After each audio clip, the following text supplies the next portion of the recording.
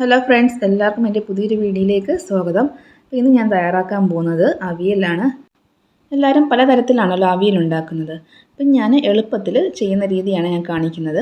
ആദ്യം ഞാൻ തൊലിയെല്ലാം ചെത്തി വെജിറ്റബിൾ വേറൊരു പാത്രത്തിലേക്ക് മാറ്റുകയാണ്. എന്നിട്ട് അത് കഴുകിയിട്ട് വേണം അരിഞ്ഞെടുക്കാൻ. അപ്പോൾ എല്ലാ വെജിറ്റബിളും ഞാൻ എടുത്തിട്ടുണ്ട്. ചിലവർ ചേനയും കുമ്പളങ്ങ അങ്ങനത്തെ ഐറ്റംസ് മാത്രം എടുക്കും. ഞാനിപ്പം പച്ചക്കറിയിലുള്ള സകല ഐറ്റംസും എടുത്തിട്ടുണ്ട്. കിഴങ്ങ് എടുത്തിട്ടില്ല. കിഴങ്ങൊഴിച്ച് ബാക്കി എല്ലാ ഐറ്റംസും ഞാൻ എടുത്തിട്ടുണ്ട്.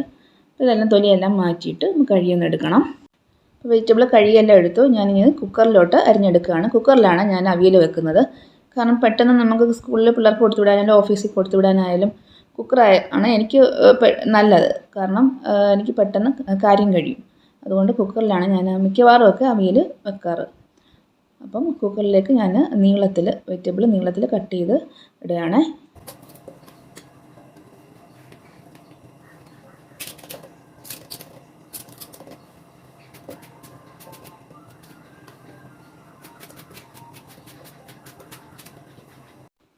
അപ്പോൾ വെജിറ്റബിൾ എല്ലാം അരിഞ്ഞെടുത്തിട്ടുണ്ട്. ഞാൻ ഇതിൽ നിന്ന് മുരിങ്ങയ്ക്ക എടുത്ത് മാറ്റിയിട്ടുണ്ട് കേട്ടോ. മുരിങ്ങയ്ക്ക ഈ കുക്കറിൽ ഇടുമ്പോൾ പെട്ടെന്ന് അങ്ങ് വെന്ത് ഉടഞ്ഞ് കലങ്ങിപ്പോവും. അതുകൊണ്ട് ഞാൻ മുരിങ്ങയ്ക്ക ഇപ്പോൾ ഇടുന്നില്ല. മുരിങ്ങയ്ക്ക പിന്നീട് ഞാൻ ചേർക്കുന്നുള്ളൂ.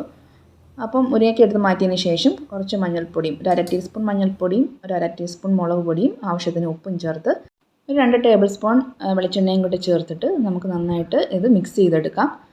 നന്നായിട്ട് മിക്സ് ചെയ്യാൻ വേണ്ടി ഞാൻ ഇതൊന്ന് കുടഞ്ഞ് എടുക്കുകയാണ്. നന്നായിട്ട് ഒന്ന് കുടഞ്ഞെടുത്തിട്ട് നന്നായിട്ട് മിക്സ് ആക്കിയതിന് ശേഷം ഒരു 1/2 ഗ്ലാസ് വെള്ളം ഞാൻ ചേർക്കുന്നുണ്ട്. 1/2 ഗ്ലാസ് വെള്ളം മാത്രം ചേർത്താൽ മതി. വെജിറ്റബിൾ ഇഷ്ടം പോലെ വെള്ളം ഇറങ്ങും.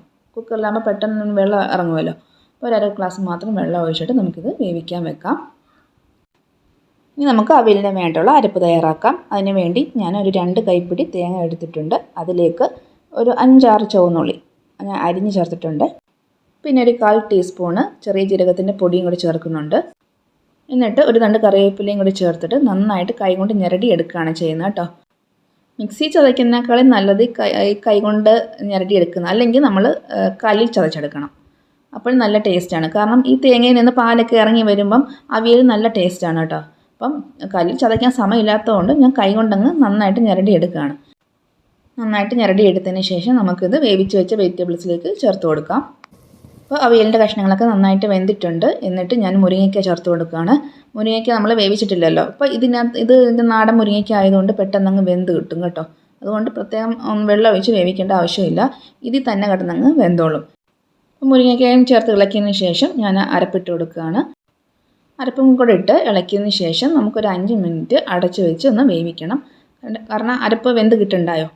അതുകൊണ്ട് ഒരു 5 മിനിറ്റ് നേരത്തേക്ക് ഒന്ന് സിമ്മിലിട്ട് നമുക്ക് പ്രഷർ കൊടുക്കാതെ വെറുതെ നമുക്ക് മൂടി വെച്ചിട്ട് ഒന്ന് വേവിച്ചെടുക്കാം. അപ്പോൾ അരപ്പും ഇവിടെ വെന്ത് കിട്ടിയിട്ടുണ്ട്. ഞാൻ ഇനി ഇതിലേക്ക് ചേർത്ത് കൊടുക്കാൻ പോകുന്നത് 1 ടീസ്പൂൺ തൈരാണ്. കട്ടത്തൈര് ചേർത്ത് കൊടുക്കാം. അതും കൂടെ ചേർത്ത് നന്നായിട്ട് ഇളക്കി യോജിപ്പിക്കാം. ഒരു 1-2 മിനിറ്റ് ഇങ്ങനെ ഇളക്കി യോജിപ്പിച്ചതിന് ശേഷം നമുക്കിത് ഫ്ലെയിം ഓഫ് ചെയ്യാം. അപ്പോഴത്തേക്കും നമ്മുടെ മുരിങ്ങയ്ക്കായും വെന്ത് വന്നിരിക്കും. അപ്പം നമ്മുടെ അവിയൽ ഇവിടെ റെഡി ആയിട്ടുണ്ട്.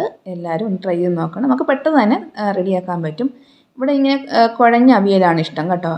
ചിലർക്കൊക്കെ ഇങ്ങനെ വേറിട്ട് കിടക്കുന്ന അവിയലല്ല ഇഷ്ടം. ഞങ്ങൾക്കെല്ലാം ഇങ്ങനെ കുഴഞ്ഞിരിക്കുന്ന അവിയലാണ് ഇഷ്ടം. അപ്പം വീഡിയോ ഇത്രയേ ഉള്ളൂ. എല്ലാവരും ഇഷ്ടപ്പെട്ടാൽ ലൈക്ക് ചെയ്യുക, ഷെയർ ചെയ്യുക, കമൻറ്റ് ചെയ്യുക, സബ്സ്ക്രൈബ് ചെയ്യുക. അപ്പോൾ താങ്ക് യു.